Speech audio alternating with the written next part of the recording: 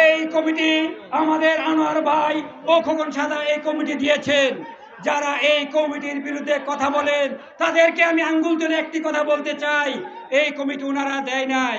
ওনারা জাহাঙ্গীর কবির নানক এবং বাংলাদেশ আওয়ামী লীগের সাংগঠনিক সম্পাদকদের সাথে আলোচনা করে যাদেরকে জননেত্রী শেখ হাসিনা নির্দেশ দিয়েছিল নারায়ণগঞ্জ মহানগর আওয়ামী লীগের কমিটি করার জন্য, তারা সবার সাথে আলোচনা করে এমনকি জননেতা এম শামীম ওসমানের সাথে আলোচনা করে এই কমিটি দিয়েছেন।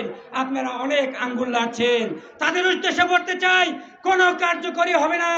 জননেতা এম শামীম ওসমানের নেতৃত্বে শেখ হাসিনার হাতকে শক্তিশালী করার লক্ষ্যে আনোয়ার ভাই এবং খোকন শাহ দাদা যেভাবে লড়ে যাচ্ছে, 23 নং ওয়ার্ড আওয়ামী লীগ মাহবুব রহমান কমল ভাই এবং মশিউর রহমান সুজু ভাই সবাইকে নিয়ে আমরা তাদের হাতকে বেগবান করার লক্ষ্যে আমরা আছি, থাকবো ইনশাল্লাহ।